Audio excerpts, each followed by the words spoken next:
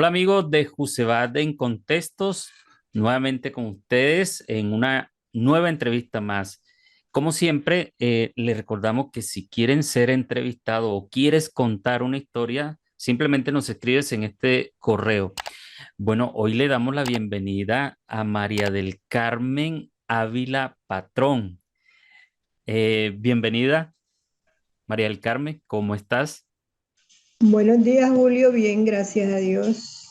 Aquí, pues, esperando la entrevista. La entrevista en este caso. Bueno, Sí. el, por lo general siempre a todos los que entrevisto les hago esta siguiente pregunta. ¿Quién es María del Carmen Ávila Patrón? Bueno, María del Carmen Ávila Patrón es una señora que tiene ya 68 años, bien caminados, que vivo en Sincelejo actualmente. Y bueno, María del Carmen, ¿a qué se dedica? en este momento estoy dedicada solamente a las cosas, soy catequista.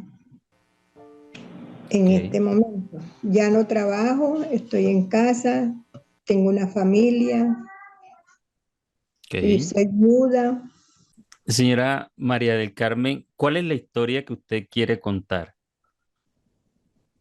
No, la historia es muy sencilla. Una persona que nació en Montelíbano con una familia, la mamá se llamaba Dolores María Patrón y el papá se llamaba Frutos Santos Ávila.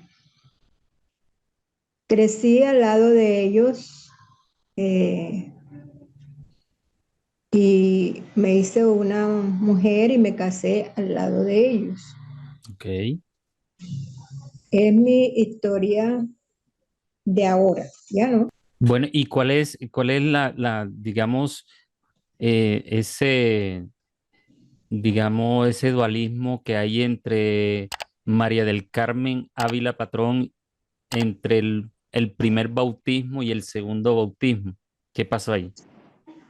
Bueno, eso es, la historia se descubre es en el momento en que muere mi mamá, Dolores María Patrón de Ávila. Ella muere y la familia de ella es cuando empieza a sacar los papelitos que habían escondido. Ok. No era hija de Dolores María Patrón de Ávila ni de Frutos Santos Ávila.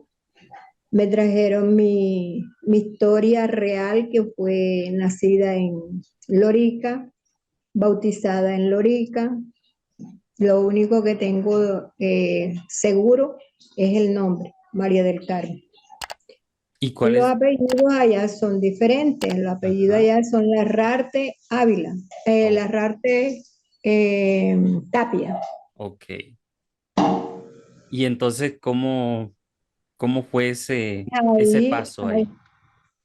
el paso es recordar muy chiquita, recordar que de verdad yo me acuerdo cuando me llevaron a esa casa de esa familia, Lola Patrón, que le decían a ella Lola Patrón y Ujú. Fruto Santo. Y bueno, no sabía que mis padres verdaderos me habían bautizado, no tenía conocimiento de eso. Ok. Pero que ella, cuando a mí me llevan, ella está en San Antero. Ajá. Yo vengo de Lorica. En San Antero ella vive, ella era recaudadora de impuestos. Ella me recibe en su casa como ese recuerdo lo tengo ahí perenne, sin recordar pues quién me trajo, ni cómo, sí cómo me dejaron, sé que me compraron un dulce, me mandaron a comprar un dulce para dejar. No supe quién me trajo y no tuve conocimiento de más nada de ahí en adelante, solamente verlos a ellos. ¿Cómo es el recuerdo, el paso a paso de ese recuerdo? El recuerdo es, yo tengo el recuerdo desde Lorica. Ok. Cuando yo paso por un puente en Lorica hay varios puentes. pero hay un puente que está en mi mente. Y yo después cuando ya me casé, que estaba embarazada de mi primer hijo, mi esposo me llevó allá y yo le pregunté que si ahí había unos puentes y me dijo que sí, me empezó a recorrer los puentes. Y entonces ya como que en la mitad estaba el puente que yo recordaba. Ese puente yo lo recordaba como que yo pasaba por ahí y que la persona que iba conmigo se quedaba parada hablando con alguien y yo me ponía a tirar piedra al, a la agüita que había, porque no era una agua de esa que pasa un río ni nada de eso, sino como que era el desagüe de la lluvia. Ok. De ahí pasaba y llegaba a una finca. Ujú. Finca porque yo nunca me recuerdo de haber entrado a la casa, sino quedarme en el, donde guardan las vacas, ¿cómo se llama eso? Un corral. El corral, exacto. Ok. Ahí en el corral yo llegué con la persona que no tengo idea quién es y un señor que estaba ahí, alto, mono él, que estaba en caballo. Cuando yo llego me presenta al señor que estaba en una vareta sentado Ujú. y él le dice, esta es la niña, y él me mira, yo lo miro, pero yo me echo para atrás porque siento como que va a pasar algo, ¿no? Ok. Pero la niña pues no supe explicar qué era ni nada. Al poco tiempo fue cuando hubo la llevada de la niña con la persona que tampoco sé quién fue, pero sí sé que me llevaba una persona a la casa de ellos, porque yo cuando veo al señor en la casa, yo lo recordé que era el mismo que estaba allá Ujú. en la finca. Ok. Y aparece ya ahí Lolita. Él llama enseguida, Lolita, aquí tienes a la niña. Ellos no tenían familia porque ellos se casaron, eh, Tardíamente. ya sí eran unas personas, Mayores. exactamente. Entonces, la niña era la que iba a ocupar el puesto ahí de hija. Ese son mis padres adoptivos, pues que yo siempre sabía que venía de otra parte, pero yo les dije a ellos papá y a él papá y a ella mamá, Ok. ¿ya? ¿Cómo fue ese momento cuando te entregan? Bueno, el momento cuando me entregan, yo era una persona huraña, o sea, no era fácil de darme con las personas, ¿ya? Que Ok. no conocía. Y mi mamá me llamaba para que fuera donde ella y yo no quise. Yo me escondía detrás de las faldas de la persona que me llevó. Cuando ya están hablando, están diciendo, ahí pasando un tiempito, a veces es cuando me mandan a comprar el dulce con un muchacho que trabajaba ahí en esa casa. En esa finca. No, ya estamos en San Antero. Ah, en San Antero. Ok. Sí. Ella era recaudadora de San Antero. Y el muchacho era uno que le servía ahí de traer el agua y todo eso que ellos necesitaban y hacer los mandados que necesitaran. Eso lo sé después, ¿no? Ok. Porque en ese momento el muchacho viene y le dice, vete, ve a comprarle un dulce a la niña, llévatela para que ella vea qué dulce va a querer. Ok. Y el dulce fue que cuando regresé ya no encontré nada. O sea, la persona que te La llevó hasta persona allá. que me llegó exactamente. ¿Y qué pasa allí entonces? Pues yo a llorar y no dejarme agarrar y era llorar y rebeldía y lloré, lloré, lloré, hasta que la muchacha del servicio que estaba ahí se vino y cogió y me cargó. Entonces yo me pegué con ella, ¿ya? Las paces las hice fue con la señora esa. Con mi Mm. mamá ni con mi papá, nada. Entonces, Correcto. hasta que ya llegó un momento en que la niña pues ya pensó que yo me sentaba en la puerta, eran unos escalones altos y yo me sentaba en uno de esos escalones como a esperar a ver si venía la persona que me había dejado ahí, Mm. pero nunca llegó. Y, y ella pues ya empezó a hacerme, porque ella cosía, era una buena modista. Lola, estamos hablando de Lola. Ya estamos hablando de Lola, exacto. No, yo no tengo otra persona de quien hablar, sino de ella. Ok. Entonces, ella empezó a hacerme vestiditos y porque ella era una persona que era muy dada con los niños. O sea, la falta de familia de ella como que también tenía ese vacío de ser mamá, ¿ya? Ok. Y antes de que siga la narrativa de esa historia, ¿usted sabe por qué su mamá anterior la entregó en adopción? Es que yo no conozco la historia de la entrega para atrás, no sé, no conozco la historia, no sé Ajá. quién fue ella, no he podido saber quién es ella. De mi papá tampoco sube mucho, el papá Es biológico, biológico. mamá biológica, no sé nada de su historia.